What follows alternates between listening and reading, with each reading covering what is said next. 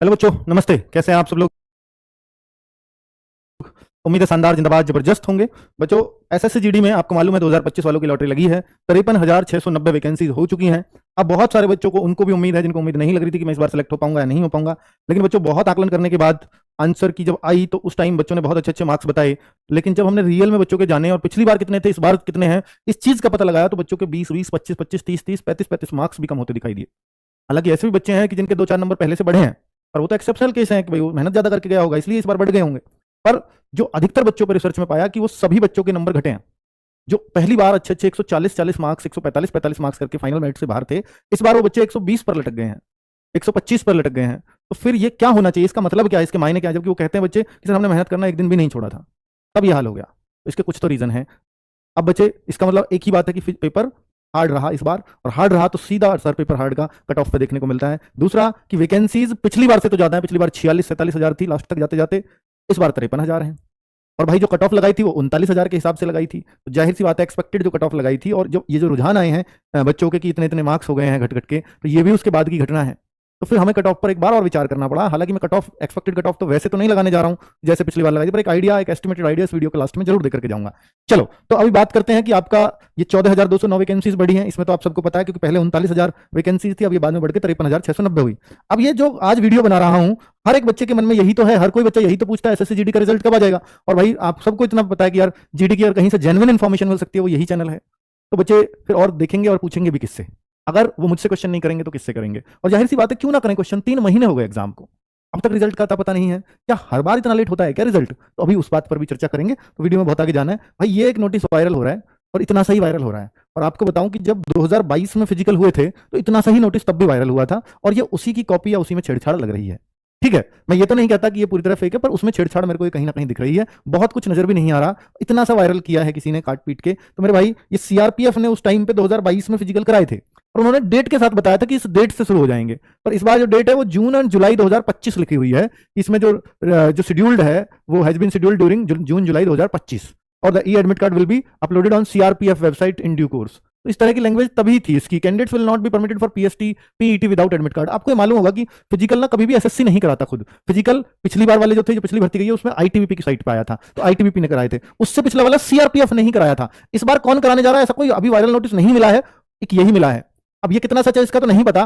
तो इस बार सीआरपीएफ कराएगा नहीं कराएगा, जून जुलाई में कराएगा, कब कराएगा, और ये इंटरनल डेट है उनकी, अभी ये पब्लिकली नहीं दिया है। तो अभी तो ये कितनी बार भी चेंज भी हो सकती है, ऐसी भी कोई बात नहीं है। अगर ये ओरिजिनल भी हुआ तो जरूरी नहीं है कि ये इसी डेट्स पे हो, ये आगे पीछे की जा सकती है। अपनी तैयारियों के लिए वो लोग करते हैं ऐसा।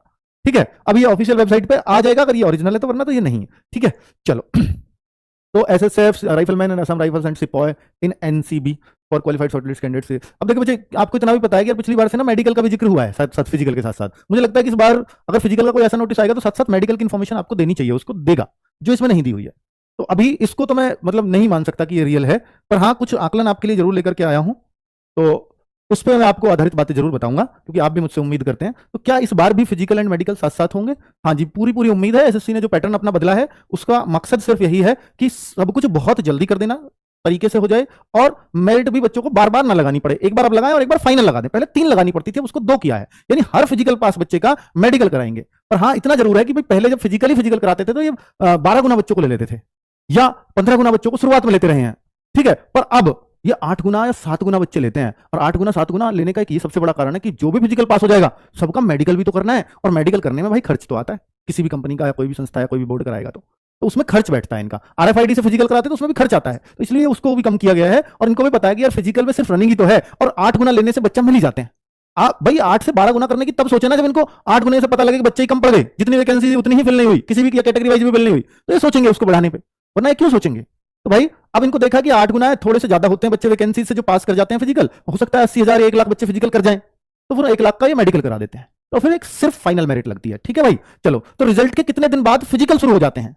अगर मैं इसके बारे में बात करूं कि रिजल्ट के कितने दिन बाद फिजिकल शुरू हो जाते हैं, तो मैं 2 आकलन लेकर के आया हूं पिछली 2 वैकेंसीज के, उससे आप आधारित बातें करेंगे। तो जैसे 22-23 में वैकेंसी आई, 22 में आई थी, 23 में इसके सारी प्रोसीजर हुआ। जो वैकेंसी थी 50,187 वैकेंसी थी, और जो पिछली वाली वैकेंसी जिसका मैं जिक्र कर रहा था 46,000, वो 46,617 वैकेंसीज थी। तो ये फॉर्म आए, आपको दिख रहा है कि 27 अक्टूबर को, 30/11 को लास्ट डेट रही, जनवरी 2023 में एग्जाम डेट आ गई। ठीक है, एग्जाम हो गए, रिजल्ट अवेलेबल हो गया 8 अप्रैल को। तो जनवरी में एग्जाम हुआ, संभवतः लास्ट में ही हुआ होगा। तो 1 और 3 चाहते कि फरवरी गया, मार्च गया और अप्रैल की शुरुआत में रिजल्ट दे दिया। यानी अगर मैं देखूं तो फरवरी और मार्च इन दोनों के महीने जो दिन जोड़ूं तो 60 दिन बैठेंगे, 60 और 8 68, और ये भी 20 जनवरी तक इसके एग्जाम हुए थे। तो 68 और 8 76 डेज में यहां रिजल्ट आया था, 76 डेज इस भर्ती का। ठीक है, फिर फिजिकल चूंकि 8 अप्रैल को रिजल्ट आया, 30 जून को फिजिकल स्टार्ट हुए। अब देखो फिजिकल, अब ये कोशिश ये करते हैं कि भाई फिजिकल जो हो ना वो मई जून में ना हो। जून के लास्ट में बारिश शुरू हो जाती है, या जुलाई में चला जाएगा, कोई बात नहीं, मौसम थोड़ा सा ठंडा हो जाता है। मई जून में भयंकर गर्मी पड़ती है। अगर इसमें फिजिकल कराएंगे तो बच्चों को दिक्कत होने के चांसेस रहेंगे, क्योंकि लंबी लंबी दौड़ कराते हैं। 5 किलोमीटर की दौड़ अगर ये 1600 तो उतने चांसेस ना हो, पर अब ये दौड़ भी तो 5 किलोमीटर की है ना, तो इतना रिस्क कोई भी नहीं लेना चाहेगा। और जब से झारखंड में केस हुए ना 10 किलोमीटर की दौड़ वाले, कई बच्चे मरे हैं, उस वजह से थोड़ा सा तो जागरूक होंगे। तो मेरे ख्याल से जैसे इन्होंने पहले से भी इनकी नीति रही है कि देखो जो फिजिकल शुरू कराते हैं ना, ये गर्मियों को थोड़ा सा बचाने की कोशिश करते हैं। तो 30 जून को करें तो इसका मतलब जुलाई में ही चले गए फिजिकल स्टार्ट। ठीक है, फाइनल रिजल्ट इन्होंने 20 अगस्त को दे दिया था। फिर बीच में मेडिकल तब अलग अलग होते थे, फिजिकल लग जाने के बाद फिर एक और कट ऑफ लगेगी मेडिकल के लिए, फिर एक फाइनल लगती थी। ये तब का सीन है।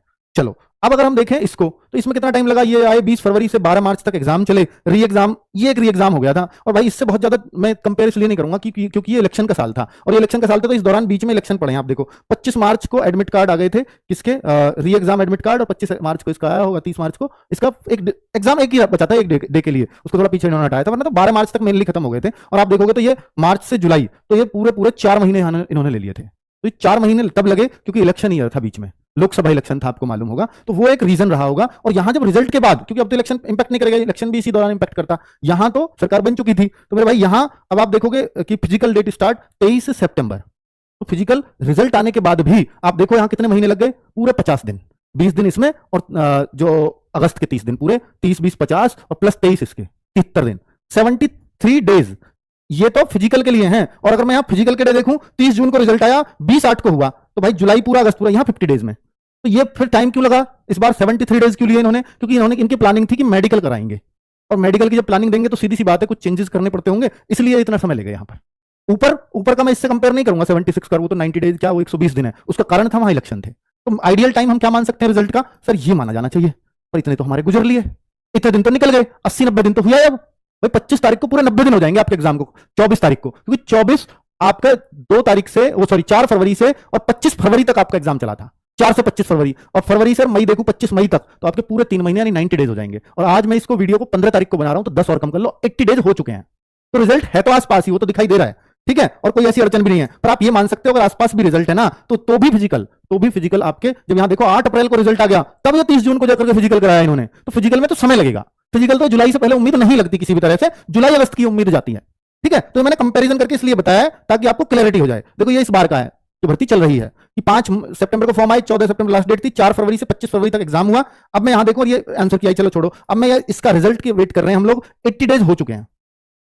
तो उम्मीद है कि 76 डेज इन नॉर्मल टाइम में भी लेते हैं, तो अब ये 80 डेज क्योंकि वैकेंसी भी बढ़ी है, तो उसके कारण हम मान सकते हैं कि थोड़ा बहुत, क्योंकि 2022 वाले में भी शायद बढ़ी थी, हाँ उसमें भी बढ़ी थी, ठीक है, तो थोड़ा बहुत उसकी वजह से समय, पर उसकी बाद में बढ़ी थी जहां तक मुझे ध्यान है, इसकी पहले बढ़ गई है इस रिजल्ट से, तो इससे फर्क हो सकता है 10-12 दिन का आए। तो उम्मीद ये करते हैं कि इस मई के महीने में रिजल्ट आ जाएगा, देखने को आपको मिल जाएगा, ये उम्मीद करते हैं।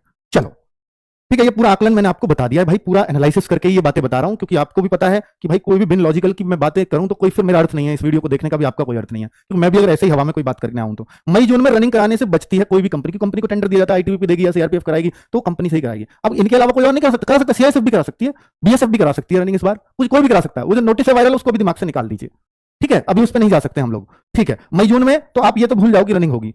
अब मतलब उम्मीद यही है कि जुलाई से पहले रनिंग होने के चांसेस नहीं है, जुलाई अगस्त तो हो सकता है, पर शायद जून नहीं होगा। उसका कारण यही है क्योंकि मेरे भाई जून में और मई में ये बचते हैं, और झारखंड का केस हाल फिलहाल का है, तो ये बात इनको जरूर पता होगी, ठीक है। और वो रिकॉर्ड भी जो देख रहे हो, तो आप वो भी ये कहता है कि भाई इनको इतना दिन लग ही जाते हैं ना, 50 डेज तो इसको आराम से ले जाते हैं फिजिकल कराने में।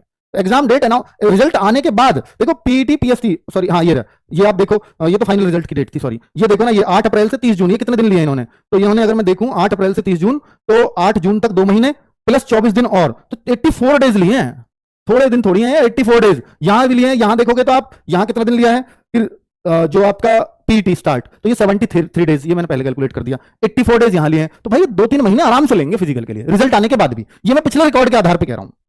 चलो अब उस बात पे आते हैं कि सर इस बार कट ऑफ का कुछ थोड़ा सा हमारा भी नंबर सा आ जाए, ऐसा बच्चों को उम्मीद लगती है कि मेरा नाम कैसे भी आ जाए। तो भाई कट ऑफ कम जाने के आसार हैं, खुशखबरी आप लोगों के लिए कि कट ऑफ जाने के 3 कारण मैं बता रहा हूं मुख्य रूप से। एक तो वैकेंसीज ज्यादा है, सबसे बड़ा कारण होता है किसी भी कट ऑफ में वैकेंसीज का, ठीक है। और इस बार इसका सबसे कम कारण होता है एब्सेंट परसेंटेज इस एग्जाम में काफी इंक्रीज हुआ है।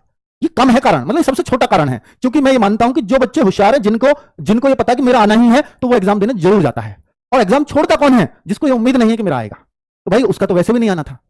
तो इसलिए होशियार बच्चा कभी एग्जाम नहीं छोड़ता, चाहे एब्सेंट परसेंटेज क्यों भले ही इंक्रीज हो जाए, पर इससे बहुत फर्क नहीं पड़ता, क्योंकि अच्छा बच्चा एग्जाम देने जाता ही है, वो बहुत कम चांस होते हैं कि वो ना जाए, ठीक है। तो इसलिए सबसे छोटा कारण है, लेकिन एग्जाम हार्ड ये भी बहुत बड़ा कारण है। तो ये 2 बड़े कारण है। एब्सेंट परसेंट क्यों कह रहा हूं मैं, ये देखिए, ये मैंने सबका कंपैरिजन करके निकाला है। एसएससी जीडी में इस बार देखो इतना बच्चा बैठा है, सिर्फ 25.21 लाख।